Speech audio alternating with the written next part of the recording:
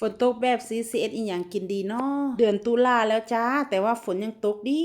ตกทุกวันเลยเวลาฝนตกลงมาบ้านของยายวิก็สิเซอะแชะบ่มีห้องบ่อนสิอยู่จ้าทุกคนมื้อในอิตาเวนเราบอกว่าละสิเอ็ดลาบไก่เป็นกินลาบไก่นี่ก็สิเอ็ดบ่อยมากจ้ะทุกคนเพราะว่าหลานชายเพิ่นเลี้ยงไก่ก็เลยได้กินลาบไก่บ่อยก่อนที่จะไปกินลาบไก่ให้ไปกินยำขนมจีนดีกว่าเนาะวันนี้คุณยายเตี้ยนอยากกินยำขนมจีนป้าดาเพิ่นก็เลยเอ็ดยำขนมจีนแซ่บๆสู่กินจ้าสีสันนี่บ่ต้องว้าฮอดเด้อจ้าทุกคนเพราะว่าครัวบ่เผ็ดมาใหม่ๆสงสัยเพิ่นสะอ่อนคั่วพริกมาใหม่ๆตำสดๆจ้าทุกคนสะอ่อนแห้งก็เลยใส่หลายแหน่จักหน่อยเนาะมันจังสิแซ่บยายเตี้ยนเพิ่นได้หมูยอมาเพิ่นก็เลยยำขนมจีนใส่หมูยอนำขนมจีนเป็นเส้นดีจ้ายำใส่หมูยอแล้วก็ใส่ผักด้วยยำเสร็จแล้วพี่ปามก็เป็นคนชิมจ้าทุกคนเพิ่นบอกว่าแซ่บกินยำขนมจีนกับบรรยากาศฝนตกจ้าทุกคนเชอะแชะแหน่จักหน่อยฝนหยุดตกแล้วจ้าแต่ว่าค่ำมาน่ะฝนตกซุมื้อเนี่ยตุลาแล้วนะจ๊ะทำไมฝนยังตกอยู่เลยปีนี้รู้สึกว่าฝนตกดีสิกลางเดือนตุลาแล้วก็ยังบ่เศร้าเลยอันนั้นก็เป็นเรื่องของฟ้าของฝนเนาะมากินยำขนมจีนกับยายวิดีกว่ายำขนมจีนรสชาติอร่อยเผ็ดจนน้ำตาไหลเลยจ้าเมนูขนมจีนก็คือออเดิร์ฟจ้ะทุกคนวันนี้มาเบิ่งของจริงเลยวันนี้อิตาเวทจะทำลาบไก่กับทอด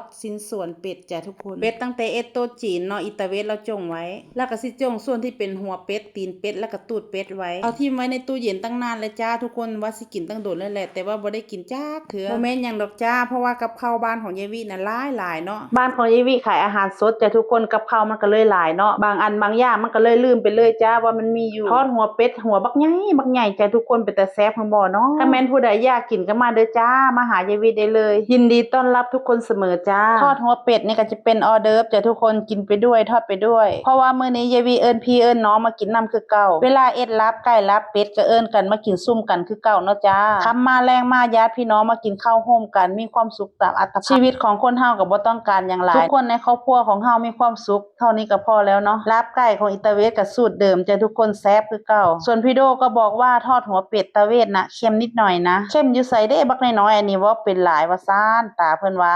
ลาบไก่ของอิตาเวนแล้วก็สิเอาเครื่องเคียงเครื่องหอมไปคั่วซะก่อนเนาะคือลาบเป็ดเลยเอากระเทียมหัวหอมใบมะกรูดไปเจียวจนหอมซะก่อนล้วนเนื้อมันสุกแล้วก็เอามาปรุงจ้าปรุงด้วยชูรสน้ำปลาข้าวคั่วบักเผ็ดส่วนเครื่องในของมันอิตาเวนแล้วก็เอาไปต้มแล้วก็มาหั่นใส่ซิมเบิ่งพอใจแล้วก็เอาเครื่องหอมที่เฮาเจียวนั้นเทลงไปเลยสุดท้ายสุดก็ต้นหอมผักชีจ้าเอาลงไปเลยแล้วก็คลุกเคล้าให้เข้ากันก็เป็นว่าตักเสิร์ฟได้แล้วจ้าวันนี้พี่โดขอเสิร์ฟนะเอามันสิได้กินอยู่บ่เนาะแสดงว่าได้กินอยู่จ้าทุกคนเอาจานที่2ตามไปตาเวทบอกว่าหัดไว้เลยนะโตขึ้นจะได้ไปเสิร์ฟโต๊ะจีนวัยกำลังเรียนรู้เนาะจ้าอยากรู้อยากเห็นอยากเองส่วนน้องเฟืองก็บอกว่าถ่ายหนูหน่อยหนูมีเบเบดด้วยนะอยากได้ตั้งโดดเลยจ้าพอดีไปเที่ยวงานเนาะเห็นก็เลยซื้อให้เพิ่นดีใจขนาดครอบครัวยายวีก็เป็นแบบซีละจ้าทุกคนเวลามีอีหยังกินแซ่บๆก็เอิ้นกันมากินซุ่มกันพี่น้องของยายวีอยู่นำกันแค่3คนอีก3คนก็ไปอยู่ข้างนอกเบิดเนาะคนนึงก็อยู่กรุงเทพคนนึงก็อยู่ดูไบอีกคนนึงก็อยู่สหรัฐส่วนพี่น้องของตาเวทก็บ่มีจ้า